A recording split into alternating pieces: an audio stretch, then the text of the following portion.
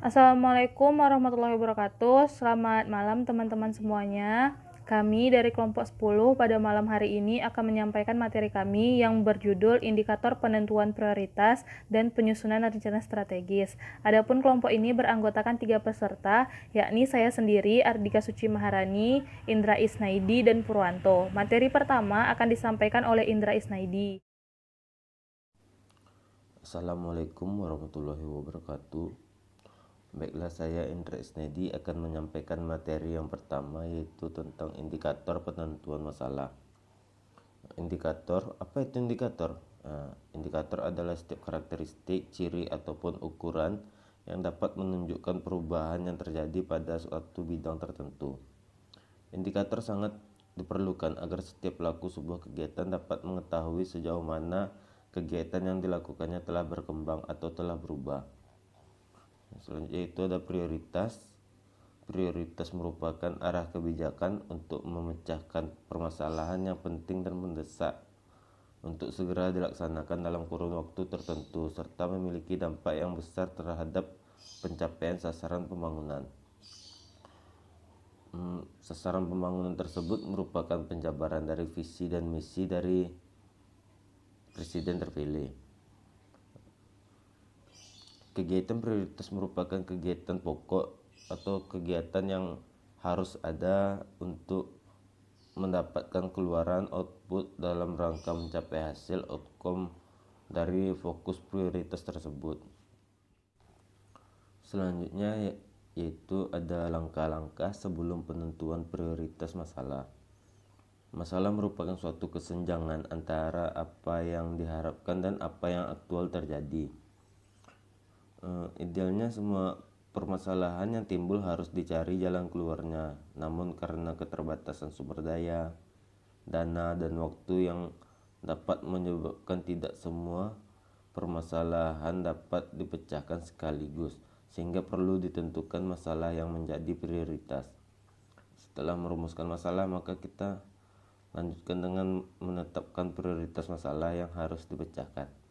Prioritas masalah didapatkan dari data atau fakta yang ada serta secara kualitatif, kuantitatif, subjektif, objektif, serta adanya pengetahuan yang cukup. Kemudian langkah-langkah dalam menentukan prioritas masalah. Ada beberapa kriteria yang akan mempermudah organisasi dalam menemukan prioritas masalah. Yang pertama yaitu masalah sebaiknya merumuskan setidak-tidaknya hubungan antara dua variabel atau lebih. Yang kedua, masalah harus dinyatakan secara jelas dan tidak bermakna ganda dan pada umumnya diformulasikan dalam bentuk kalimat tanya. Yang ketiga, masalah harus dapat diuji dengan menggunakan metode empiris, yaitu dimungkinkan adanya pengumpulan data yang digabungkan sebagai bahan untuk menjawab permasalahan yang sedang dikaji. Yang keempat atau yang terakhir adalah masalah tidak boleh mempresentasikan masalah posisi moral dan etika. Baiklah, itu yang dapat saya sampaikan. Materi selanjutnya akan disampaikan oleh Kak Ardika. Sekian, terima kasih. Wassalamualaikum warahmatullahi wabarakatuh. Assalamualaikum warahmatullahi wabarakatuh. Selamat malam teman-teman semuanya. Saya Ardika Suci Maharani. Pada malam ini akan melanjutkan materi dari rekan saya mengenai penyusunan prioritas masalah. Nah, prioritas masalah disusun berdasarkan tingkat kebutuhan yang disesuaikan pada visi, misi, serta tujuan yang ingin dicapai. Pada umumnya, penyusunan prioritas akan memperhatikan faktor-faktor yang menghambat tercapainya suatu tujuan serta masalah-masalah dasar yang dihadapi. Oleh karena itu, pemahaman terhadap akar permasalahan yang dihadapi menjadi modal utama bagi si pengambil keputusan. Khususnya yang terkait dengan masalah-masalah fundamental. Ada beberapa macam pendekatan dalam pemecahan masalah. Yang pertama, identifikasi masalah. Yang kedua, pendekatan pragmatis, serta pendekatan politis. Nah, kemudian ada yang diperlukan, yang perlu kita lakukan setelah itu, yakni menentukan bobot masalah. dalam menentukan bobot masalah, ada beberapa langkah-langkah yang harus kita lakukan sebelum menetapkan bobot masalah.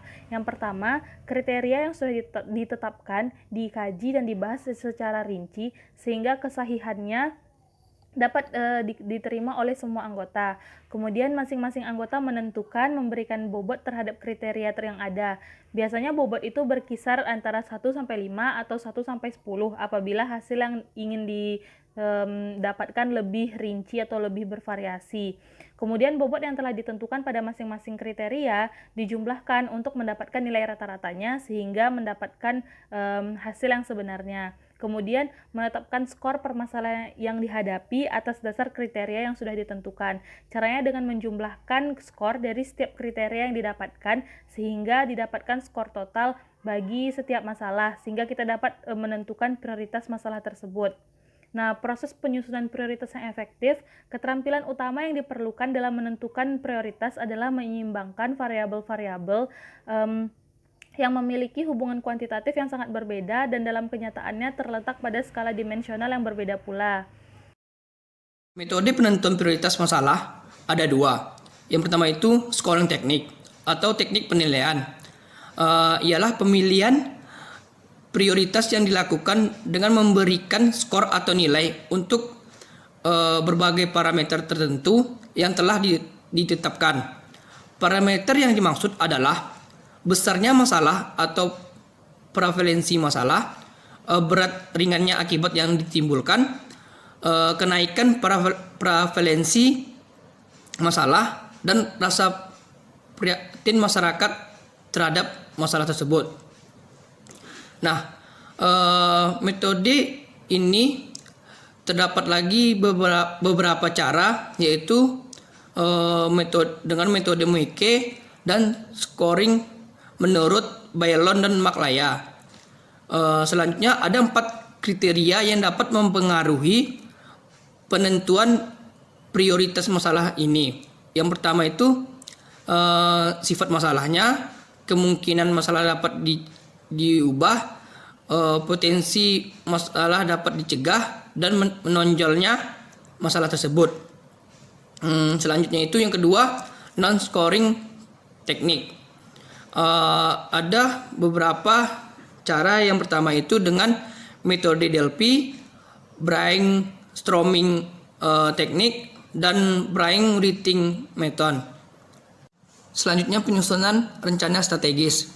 Penyusunan rencana strategis adalah proses yang dilakukan organisasi untuk menentukan strategi atau arahan serta mengambil keputusan untuk mengalokasikan sumber dayanya, termasuk modal dan sumber daya manusia, untuk mencapai sebuah tujuan dari organisasi tersebut. Nah, ada beberapa prinsip perencanaan. Yang pertama, apa yang akan dilakukan, yang merupakan jabaran dari visi dan misi sebuah organisasi. Yang kedua, bagaimana mencapai hal tersebut. Yang ketiga, siapa yang akan melakukannya. Yang keempat, lokasi aktivitasnya itu di mana. Yang kelima, kapan akan dilakukan dan berapa lama proyek itu dilaksanakan. Yang keenam, sumber daya apa saja yang dibutuhkan oleh organisasi tersebut. Penyusunan rencana jangka panjang. Penyusunan rencana strategis perlu dilakukan secara sistematis. Berikut ini adalah tips untuk organisasi yang akan melakukan rencana strategis. Yang pertama itu menyusun misi organisasi. Misi menjadi salah satu kata kunci dalam pengembangan suatu organisasi. Misi adalah bentuk sederhana dari keseluruhan cita-cita jangka pendek sebuah organisasi. Misi merangkum secara terperinci beberapa aspek yang ingin dicapai sebuah organisasi pada waktu yang terukur. Nah, selanjutnya setelah kita menyusun misi organisasi, kita menyusun tujuan organisasi.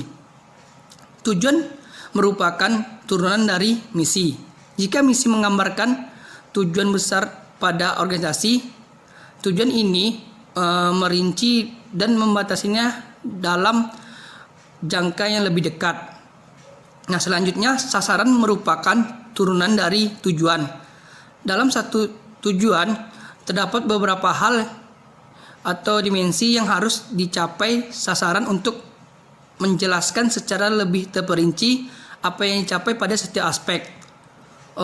Sasaran ini menjembatani untuk mencapai beberapa tujuan mikro yang mengantar pada misi yang merupakan tujuan dari makro. Sekian dari kelompok kami. Jika ada teman-teman yang ingin bertanya, kami persilahkan.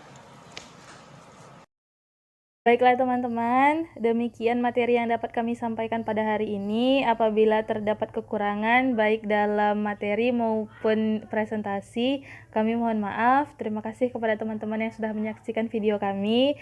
Dan semoga COVID-19 cepat selesai sehingga kita cepat dapat berkumpul lagi di kampus. Baiklah, sekian. Terima kasih. Assalamualaikum warahmatullahi wabarakatuh. Dadah.